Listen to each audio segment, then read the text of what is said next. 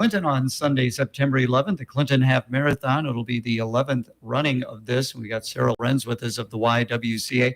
Sarah, how are the registrations coming along right now? They're coming in pretty steadily at the moment, and we're expecting a good increase as the race gets closer. Normally people sign up right before the race, so don't forget to sign up. It's going to be here before you know it. Sunday, September 11th. Now, what time will everything get underway that day? All the races start at 7:30, and there's a 3-hour protected course limit. So we will have people out patrolling the streets for those 3 hours, ready to support the runners. Of course, we got a 5K, a 10K, and then the half marathon. What about the courses? They're all a little bit different, right? Right. A lot of the courses go along the river, and the half marathon, everyone says, is a really good, nice half marathon course with some challenging hills and really scenic views of the park and just the city of Clinton. I would imagine it is a little daunting when you get up to the north end of town. You got to get up the hill to get to Eagle Point Park, and then that is just an up and down course. Yeah, it's very challenging, but it's a great race. So I would imagine probably a lot of the same people who have run this before are going to be back. Yes, we have a lot of returning runners and people in the community that come every year and expect to run and try to improve their times and just support the YWCA. And I know this is 2 weeks prior to the Quad City Marathon, so I know a lot of those half marathoners especially kind of use this more of a training. Right. It's a good race kind of leading up to that race as well. Okay, if people want to be a part of this, what do they need to do, Sarah?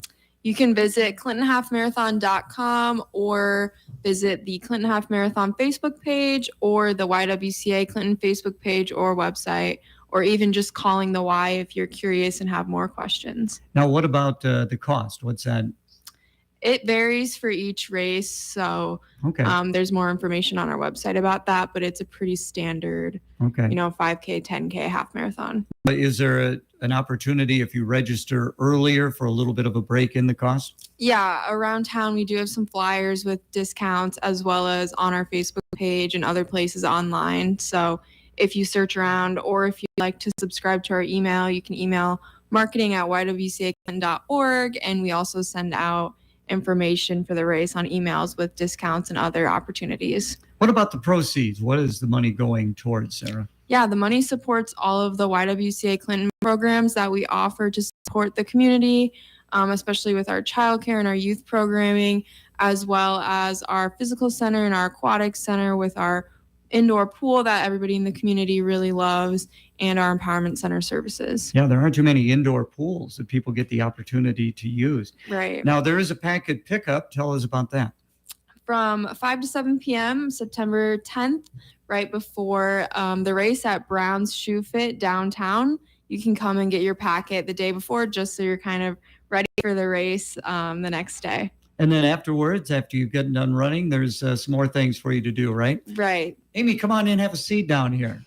There's music by Andy Sokolovich, and there's beer and food, and people just hang out and kind of cheer on and support those who do the race. All right. Now joining us in studio is Aimee Hammel. Amy, now, what is your involvement with the half marathon?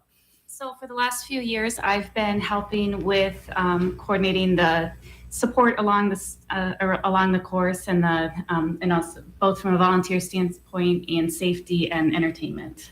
Very important. We really haven't touched upon that, but are there volunteers that are still needed, or what do they need to do along the course? Oh, we can certainly use volunteers. We can always use more. In fact, we can get contact information out there.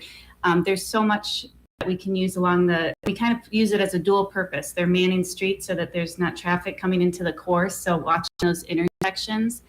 And then also, if they have a speaker or a banjo or anything they want to shake while they're standing there, that helps tremendously, because all the participants, whether they're walking or running, just really appreciate that, and it gets that drive going. I know you are a runner and you've participated in the marathon down in the Quad Cities, the relay event, which always was a lot of fun.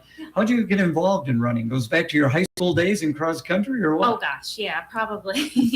I ran in high school, college, and then just, I've kind of stepped away from it for a while. I wish it's hard to get back into, but this is always something that I think just fuels me. So hopefully it'll give me enough energy to get back at it. Talk about something like this for the city of Clinton, the half marathon, because it does bring in a lot of people from outside the area.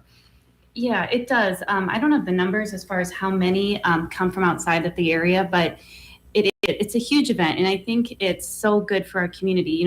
I mentioned that I've ran before. I've ran numerous 5Ks, 10Ks, halves, and full marathons.